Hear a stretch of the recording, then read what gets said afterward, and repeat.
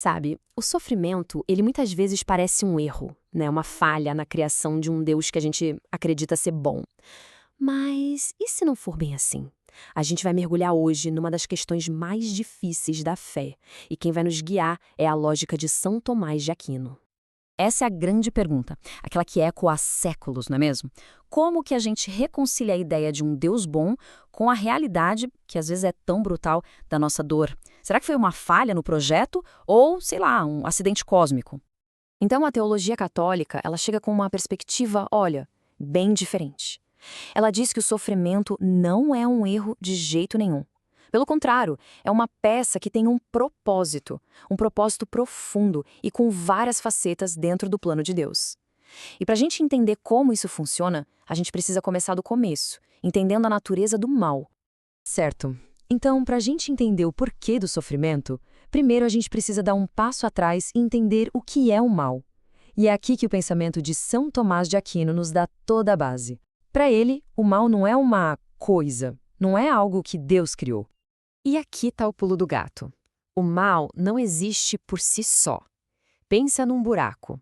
A identidade do buraco é justamente o que está faltando ali, a terra que não está. O mal é assim.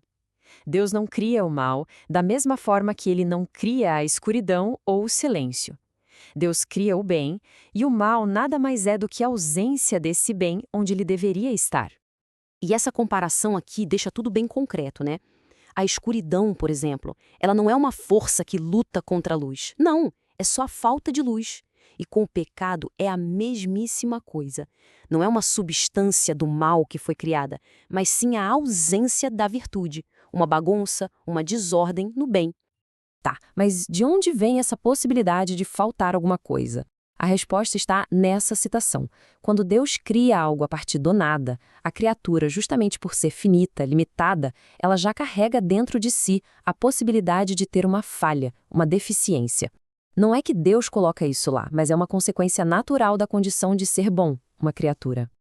Beleza, então se o mal é essa ausência, a pergunta que não quer calar é: por que a divina providência, que a gente acredita que governa tudo, permite que essa ausência aconteça e, pior, nos cause tanta dor? E a resposta seguindo essa lógica é um sonoro não. De jeito nenhum.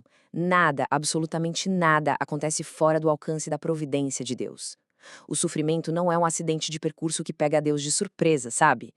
Essa citação traz uma analogia incrível. Pensa assim, um governante sábio às vezes precisa tolerar uma bagunça pequena para evitar um problema muito maior, como uma guerra civil, ou para conseguir uma paz que dure mais tempo.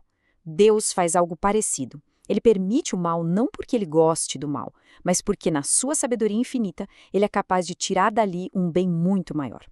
E esse ponto é fundamental.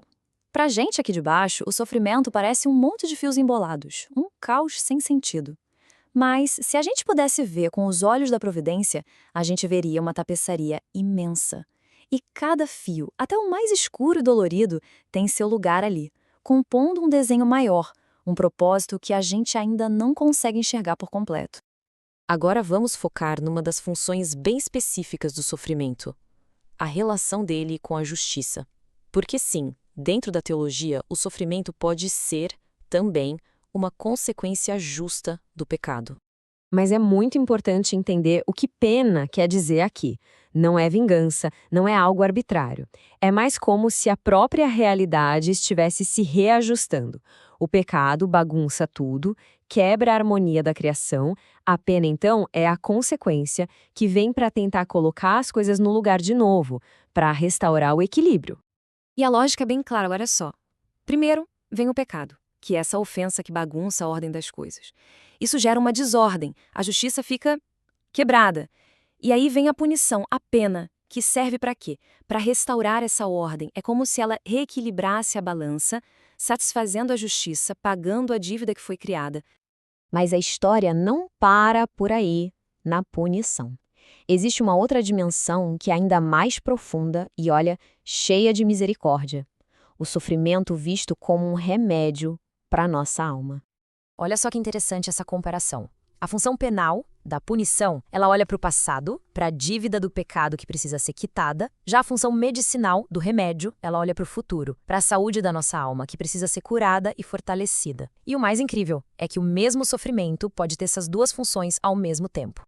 É como se o sofrimento fosse uma espécie de fisioterapia espiritual, sabe? Ele pode ajudar a curar nosso apego às coisas erradas, fortalecer as virtudes, purificar nossas intenções, nos deixar mais humildes. E, nesse sentido, ele se torna um ato de profunda misericórdia, que nos prepara para um bem muito maior lá na frente.